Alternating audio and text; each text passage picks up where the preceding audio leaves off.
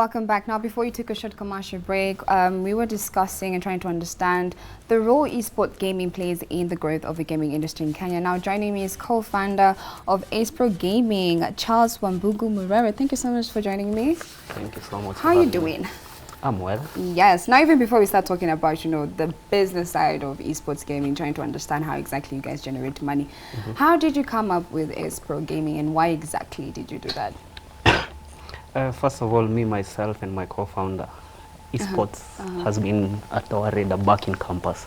But then it stems from the fact that we are both traditional sports fans, basketball, football. So basically getting into eSports was something very nice. Then in 2017, we realized the potential of it. We had our first tournament at the Two Rivers Mall. It was a charity event. We realized, okay, this is actually some space that we should get into. And also, the both of you just organized that and it went well. It was actually a very charitable event. That's amazing. It happened so well, and then we decided, okay, maybe this is something we should get into seriously. Okay, and what is the agenda of eSports Gaming in the sense of trying to push and build eSports gaming community in Kenya? If you look at the gaming community in Kenya, there is quite some organization that needs to go into it. If you go right now into every lounge outside here right now in Nairobi, you will find people playing games. Yes. The question is, how can we make it look so organized to the point that people are looking at it like, okay, this is actually a sport, something that Devi, my partner, has already mentioned in the previous segment, that yes, we have to model esports in the same traditional sports was modeled. And that's why we are looking at the competition side of the esports, so that we can try and streamline it in terms of the tournament management, in terms of how the players are managed, how their gameplay is organized, in terms of, yes, you're still in school maybe, but you still have time for these things, that you have the weekends, you have tournaments that you attend, and basically ensuring that the management side is on top notch. That's why we're coming up with leagues, where you know that I have a tournament next month, so you still have 3 weeks, you can do everything else, and then you can still get to the event on the day. Wow. So the main thing is to try and organize a tournament. That's amazing.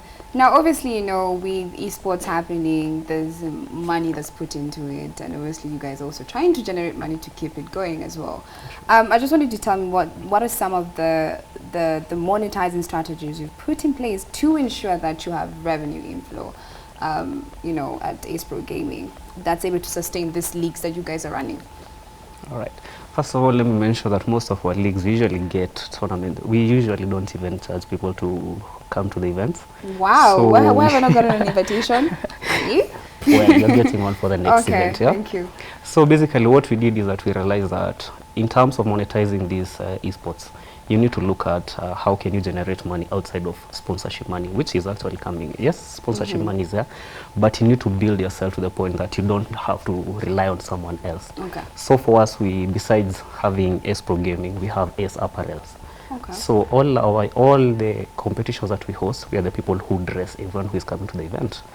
That is the only, that for let's say for something like the E-League series, which is an inter-university campus competition in FIFA, all the students are expected to be in their apparels, and that's more like your registration fee. So yes, you're getting your value for that, and we are growing our brand. We are selling the merchandise to people outside here, fans. Quite some people are actually following the leagues. If you're a fan of KU and you can actually see the KU jersey, then you're like, okay, I want to support my team. So you buy the teams. Yes, which is basically, like I said before, we are modeling it again to the traditional sports. Yes, on top of that, you are advertising. In terms of, we stream our games in partnership with some companies in the US and here in Kenya. And a lot of people do and quite a lot, yes, and people are tuning in to watch the games, yes. Wow. Now, another thing I just want to look at is, what would you say is the largest driver of revenue for this particular sector, the gaming industry, that is? From your experience with eSports Gaming? At the moment, I will say that sponsorship money is quite the biggest revenue. If you look at all the tournaments that we've hosted, we've gotten quite some sponsors. Dell have come in through. We have Liquid Telecom, who have come in and supported our events. But besides that, there's a lot of advertising revenue that is being generated. If you look at the esports industry outside of Kenya, the main drivers are sponsorship and advertising and media rights. In terms of ticketing, yes, quite some numbers, but we are not yet at the point of using ticketing in our Kenyan model, because yes, we have fans coming to the events, but we need to grow this. We are in a very infant stage for us to take ticketing as one of the major generators of income. But in terms of marketing, in terms of like what I've said, selling merchandise, that's generating quite some income. Another thing I want to know is, I don't think I asked this earlier, if you can tell me the different competitions that you hold over there, and when exactly they happen. Right now, what the competition that we've been running in the last 6 months has been the Tekken 254 circuit. We started that in 2017. This is its 3rd season. It concludes on the 3rd of August. Okay. And you're welcome to come, actually. Besides that, we also have the E-League, which has been running since January. That's the Intercampus University Challenge, which had 6 universities for the first series, and we conclude that in September. And we usually host our events mostly on the weekends, on Saturday and Sunday.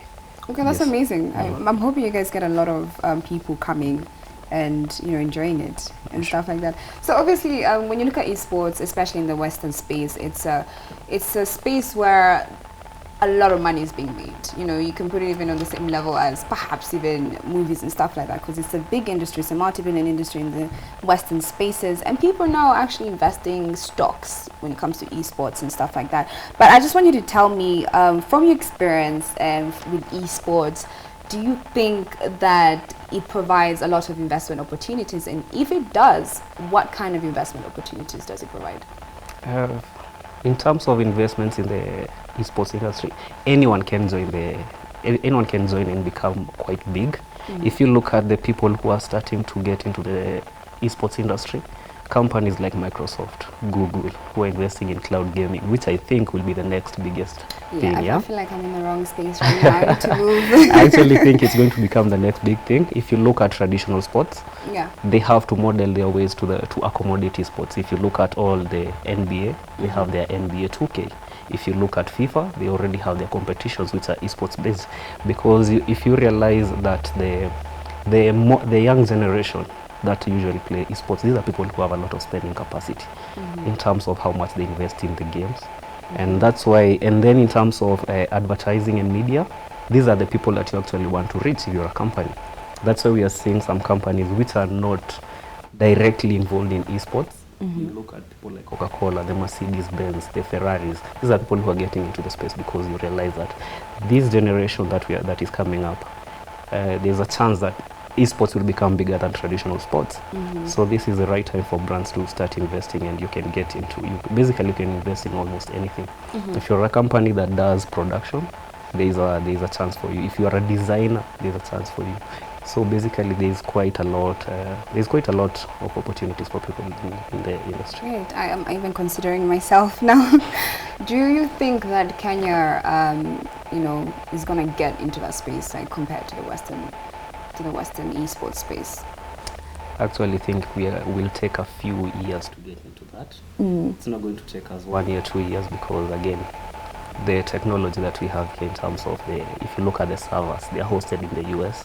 Most of them are in Europe, basically. So in terms even of the gameplay right now, you really have to have very fast internet speed to even catch up with these people. But if you look at it like Microsoft and Google, who are bringing in cloud gaming, that means that in the next 3-4 years, you shall be able to play at the same level with those international competitors. Again, if you look at some of our esports players over here, we are already having people. We have our very own Malika Sihemi, who is the first gamer who was signed to a US base, and she's amazing. Now taking trips to South Africa to go and play competitively. So yes, later this year we'll be having our first Africa esports championships, and we are bringing 24 countries. In partnership with, so basically there is a lot of cohesion and collaboration between the few companies that are really pushing these esports in Kenya. And seeing as the way it's going, in the next few years we shall be getting to the international I'll definitely be looking forward to that. And what about eSport Gaming? What future plans do you have in place to continue building that community of esports gamers here?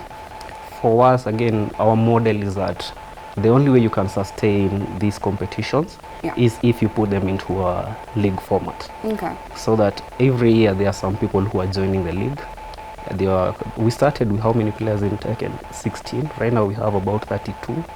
Wow, People that's usually a big come in and number. join the Challenger series. So basically, it's quite a very well managed event, and that's the only way we are going to get into those.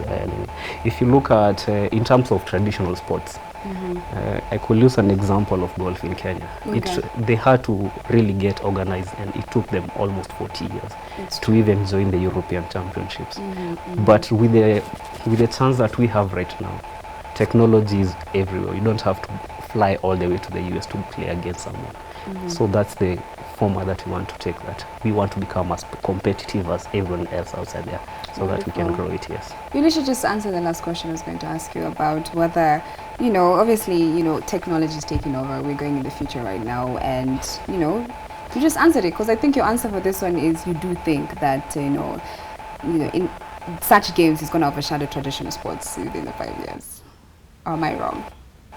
You're very right. I actually think that esports is going to become the biggest sport in the world in the next few. I don't know. I'm not going to give it a timeline, but you already have competitions that are quite bigger than traditional sports right now. And then you look at the average gamer, he's about 22 to 28. That's a generation that's really coming up with esports. And in the next few years, again, traditional sports, if you look at traditional, the numbers are going down. But in terms of esports, it's just growing. So there's a very high chance. Again, there's very little exposure for people to esports. So there's quite a big market that is untapped outside there. Our parents, they were barely know anything about esports. 100%. I don't understand what this is. But How if am you I look at staying us, indoors? for ourselves, we are growing up with esports, and I think it's going to become the biggest sport in the world in the next few years. Yeah. Great. Thank you so much, Charles. Very insightful information. There you have it. We learned so much about esports gaming industry in Kenya right now. And for now, we're going to take a short commercial break, but don't go anywhere, because when we come back, we're going to jump right into taking a look at the new trending films that are happening on Netflix right now. Don't go anywhere. And we're done like that.